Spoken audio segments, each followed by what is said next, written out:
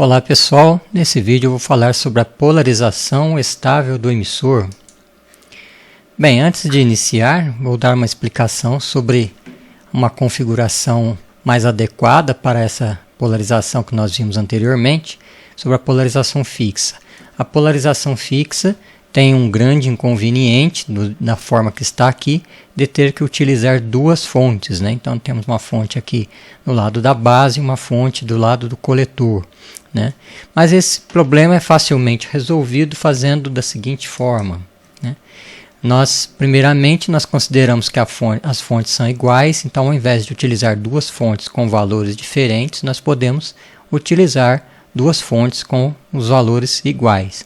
A partir do momento que as duas fontes têm o mesmo valor, nós podemos fazer a modificação do circuito e utilizar uma única fonte. Então esta é a configuração de polarização fixa mais usual, né? Nós utilizamos somente uma fonte de alimentação, mas na verdade nós temos dois circuitos. Nós temos um circuito do lado da base, aonde produz a corrente da base, né? Essa corrente pequena da base, e a mesma fonte é utilizada para produzir a corrente de coletor, né? Então esta é a polarização fixa e a descrição, né, ou melhor, os cálculos, né, tudo que é feito aqui, não somente a descrição do circuito, mas também os cálculos, segue o mesmo esquema que foi adotado quando nós tínhamos duas fontes aqui, né? O vídeo anterior explica esse funcionamento. Bem, nesta polarização fixa do emissor, que está utilizando somente uma fonte, mas temos os dois circuitos, nós vamos escolher também, da mesma maneira, o ponto de operação. No exemplo do vídeo anterior, eu expliquei como se escolhe esta polarização, qual a melhor maneira de escolher o ponto aqui. E nós escolhemos aqui 6 volts com VCE e uma corrente de 50 mA, né? Isso para a corrente de base igual a 200 microamperes.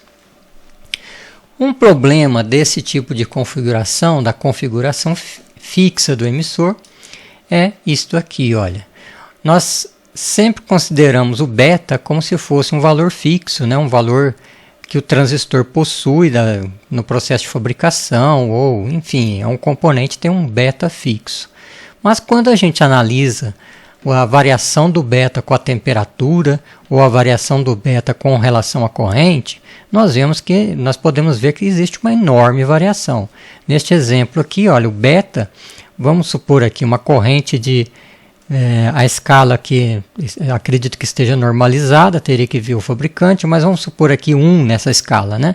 O 1 a menos 50 graus, nós temos aqui um beta em torno de, digamos, 120, 130, né?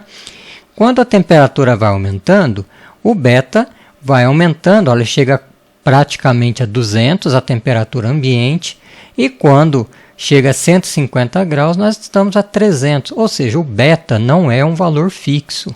Então, nós temos um grande problema aqui com relação a esta escolha do ponto de operação. Nós vamos escolher, esta curva está representando o beta para uma determinada temperatura, normalmente 25 graus, porém esse beta muda e a corrente começa a subir, né, se a temperatura aumentar, ou começa a descer se a temperatura cair.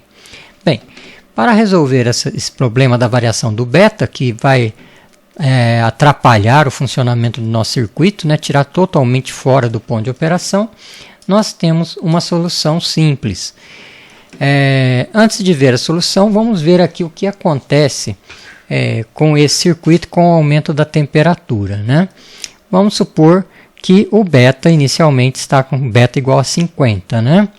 Se a temperatura aumenta, esse beta aqui 50, vamos aí colocar 55, ele aumentou para 55, vai aumentar a corrente, né? Quando aumenta a corrente, nós temos aqui a queda de tensão em cima do transistor e a corrente vai produzir um aumento da temperatura deste transistor, porque corrente vezes tensão, nós temos a potência dissipada em cima do transistor, a temperatura aumenta. Porém, a temperatura aumenta, o beta aumenta, né? Ele era 50, foi para 55, vamos supor 60, né?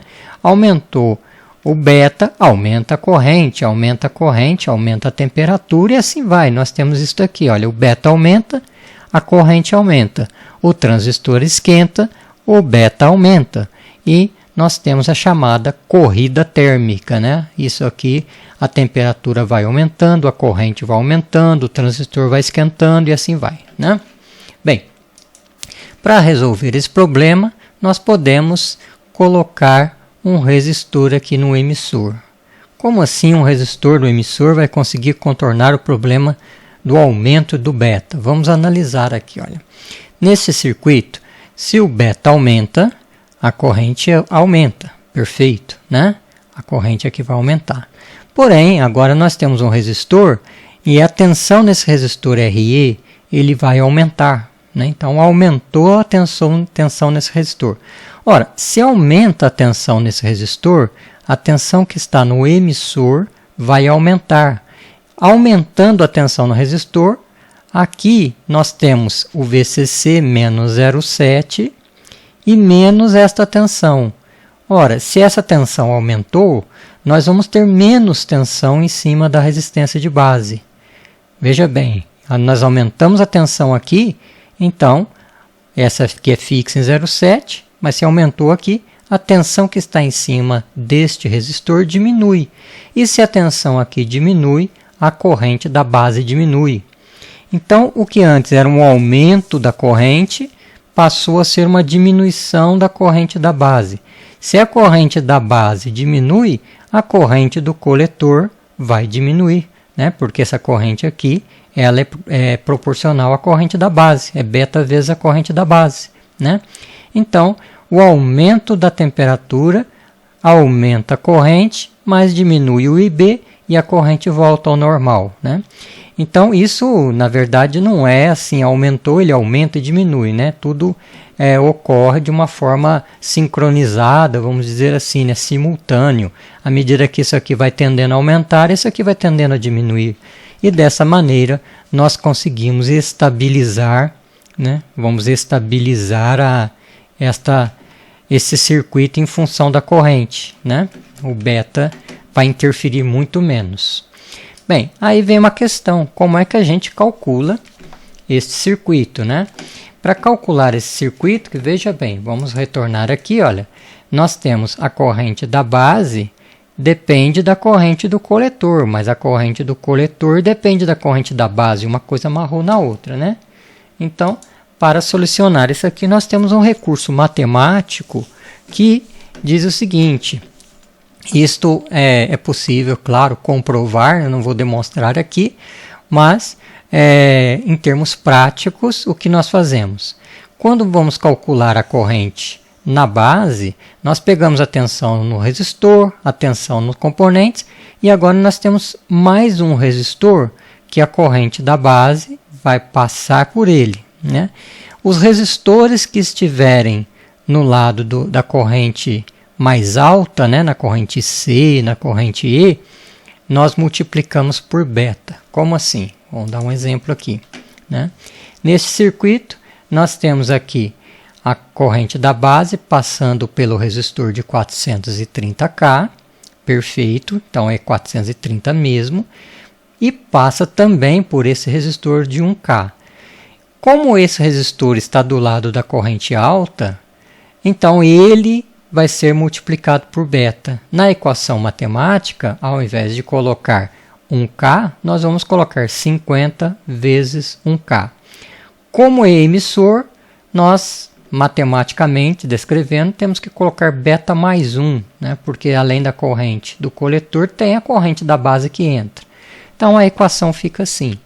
Você tem aqui a tensão que provoca a corrente da base é 20 menos o 0,7 e as resistências do circuito 430K mais esta daqui, só que esta aparece multiplicada por beta mais 1. Matematicamente, então, escrevendo a equação, 20 menos 0,7, que é 20 a tensão, menos 0,7, dividido por 430, normal, sem multiplicar, mais este resistor, 50 mais 1 vezes 1K. Resolvendo então aqui, nós temos a corrente da base 40,1 microampere. Então, resumindo, nós vamos fazer o cálculo da tensão e das resistências, porém, a resistência que está do lado de cá vai ser multiplicada por beta mais 1. É como se ela parecesse ampliada, que é o que ilustra nesse circuito, né? Quando você olha a resistência que está do lado de lá, ela aparece ampliada no circuito que está do lado de cá, que é o circuito da base. Bem, então, nós temos aqui a corrente da base calculada, né? Nós chegamos à corrente da base. A partir do momento que nós temos a corrente da base, para achar a corrente do coletor, é simplesmente multiplicar por beta, é o procedimento que nós já fazíamos, e aí o restante fica tudo como anteriormente, né? Tensão VCE, tensão VC, tensão VE, tudo isso aqui já fica aí resolvido, né? A partir do momento que você tem a corrente no resistor e o valor do resistor, você sabe qual é a tensão em cima dele. Você tem a corrente no resistor e o valor do resistor, você sabe qual a queda de tensão que está em cima dele, né? A tensão entre coletor e emissor, se você calcular a tensão que está no coletor e subtrair a tensão que está no emissor, você tem esta queda de tensão. Enfim, sabendo a corrente, como aqui nós temos resistências, você já sabe todos os valores do circuito, tensão, corrente e até a potência dissipada no transistor, né? Que é a corrente do coletor vezes a tensão que está em cima dele. Perfeito, gente? Então, isso aí. Espero que tenha ajudado aí na explicação. Foi bastante rápida, mas acredito que deu uma força aí, né? Um abraço então, gente. Até a próxima.